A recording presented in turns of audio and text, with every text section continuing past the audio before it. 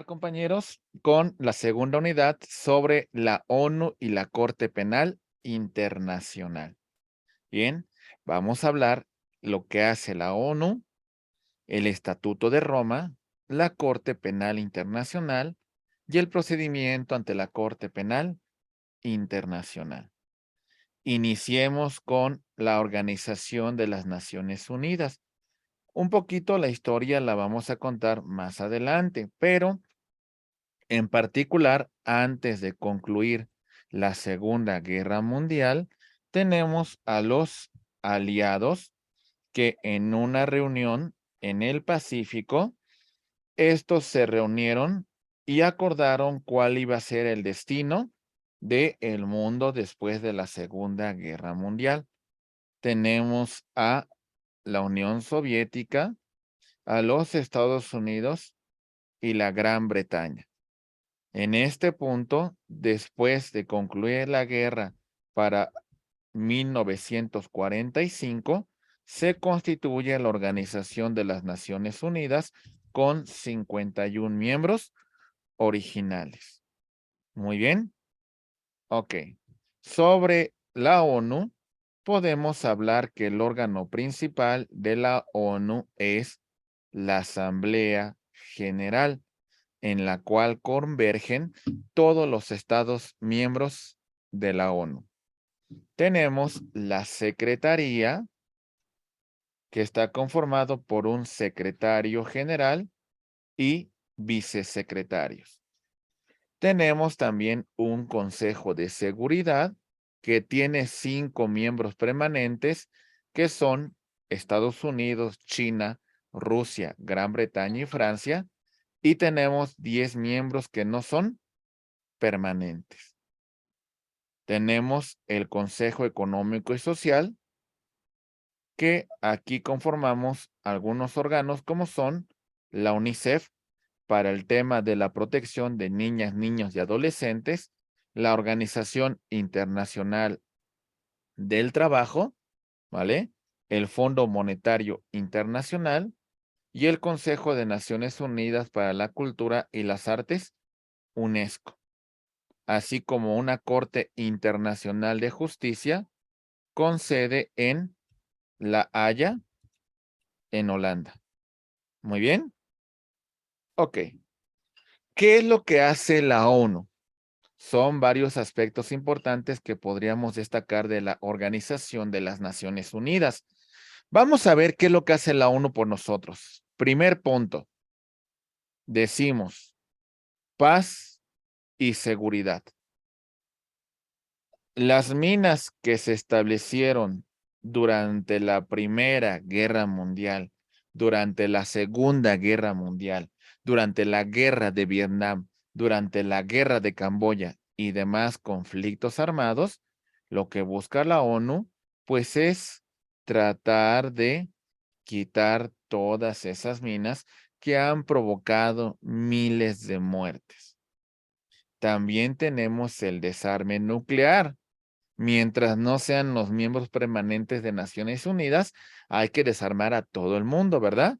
Pero los miembros permanentes que sigan fuertemente armados, principalmente hablando de Estados Unidos, ¿verdad?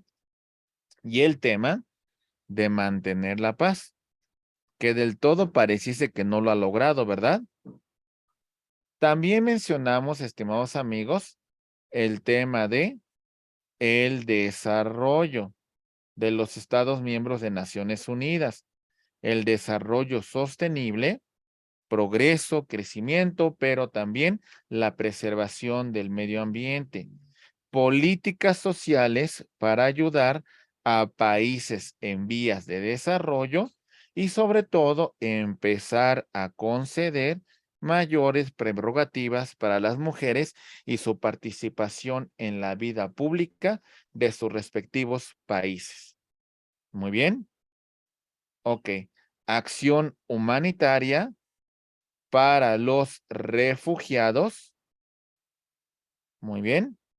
En este caso, hablamos refugiados por conflictos armados y también hablamos de refugiados por catástrofes ambientales.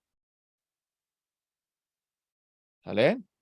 Tenemos la seguridad alimentaria, que se garantice los mínimos sustentos vitales para la subsistencia de las personas, y también la ONU ayuda a combatir crisis humanitaria en casos de conflictos con los famosos cascos azules, que no ha hecho mucho en Ruanda, no ha hecho mucho en Camboya, no ha hecho mucho en la ex Yugoslavia, pero ahí lo tenemos, ¿verdad?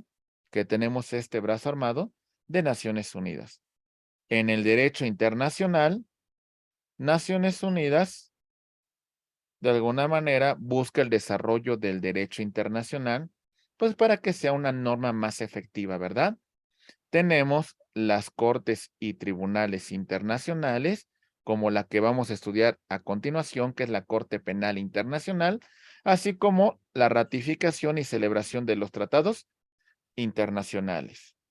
En materia de derechos humanos, la ONU ha intervenido en varios tratados para combatir la violencia contra la mujer, la violencia o el trabajo contra menores, contra niños, el tema de personas con discapacidad y la cuestión del genocidio, crímenes contra la humanidad.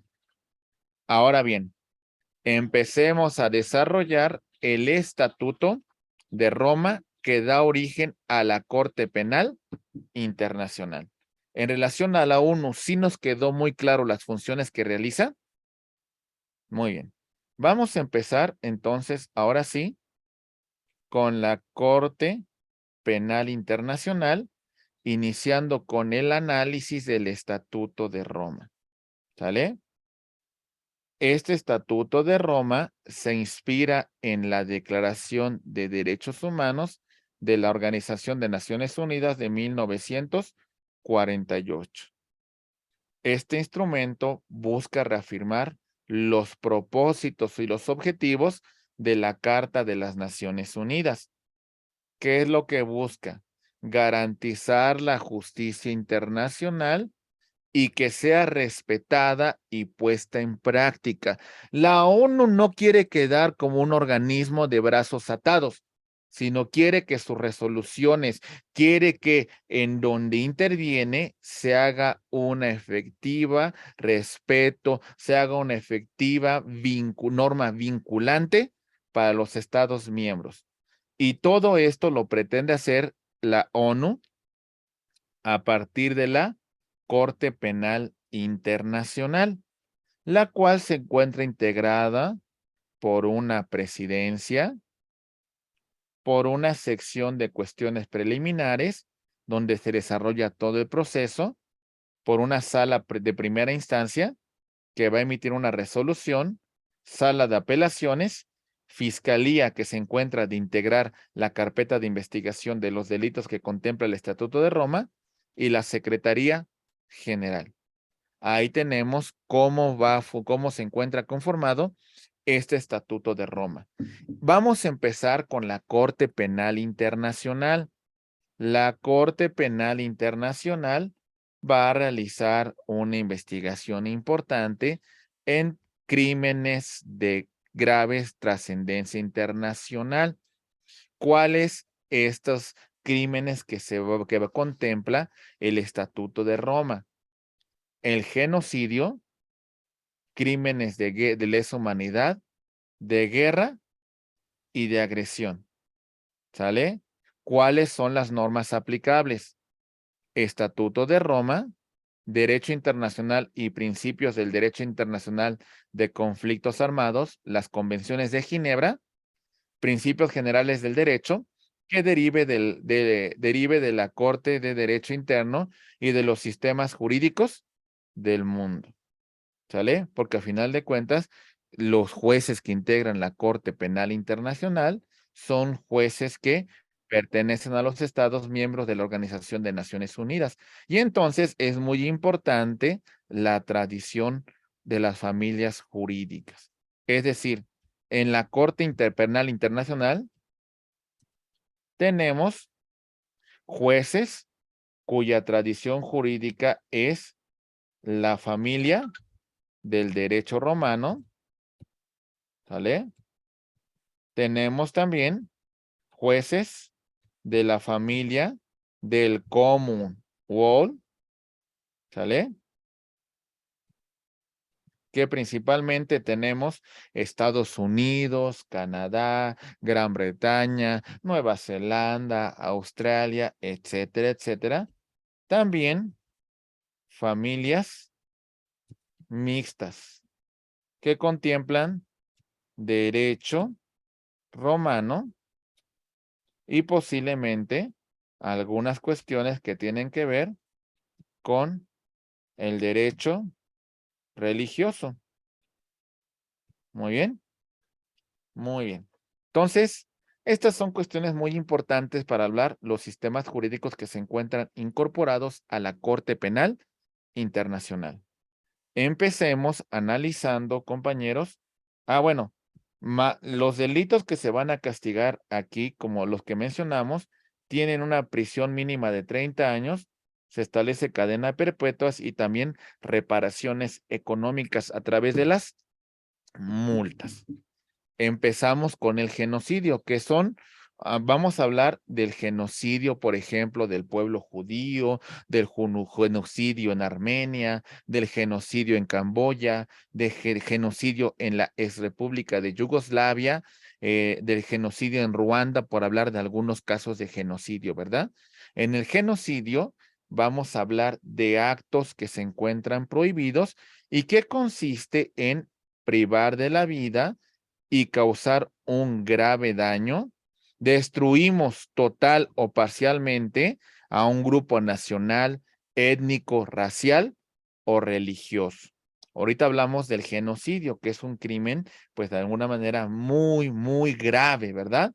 Vamos a hablar de los crímenes de lesa humanidad, que consiste en un ataque sistemático o amplio a cualquier población civil.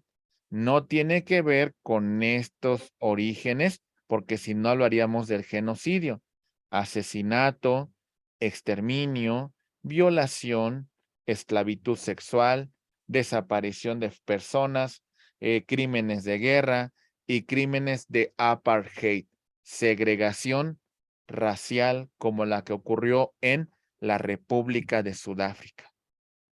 ¿Vamos bien, compañeros? Tenemos los crímenes de guerra que se encuentran señalados en la Convención de Ginebra de 1949 y que de alguna manera establece cómo se van a llevar a cabo el tema de los conflictos armados. Sobre todo, aquí vamos a hablar del derecho internacional humanitario. Muy bien. Señalamos también los crímenes de agresión.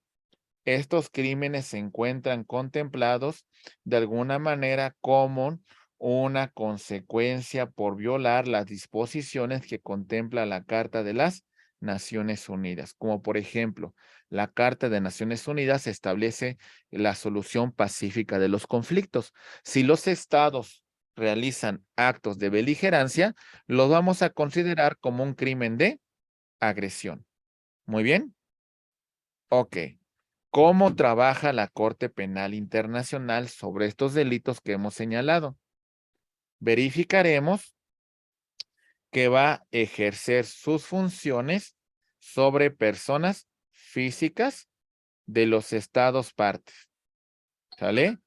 Ejerce esta jurisdicción, que es la facultad de dirimir un conflicto en los casos de que el estado parte remite el caso ante el fiscal de la Corte Penal Internacional, o también por a solicitud del Consejo de Seguridad de Naciones Unidas, que lo va a remitir al fiscal para que integre una investigación, o el fiscal inicia una investigación de oficio. ¿Sale? Por estos delitos que hemos señalado con antelación.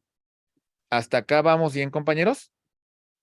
Bien. El procedimiento se va a dar de la siguiente manera. ¿Sale? Empezamos con la etapa instructora, formada por 3 jueces. Estamos en la sala de cuestiones preliminares.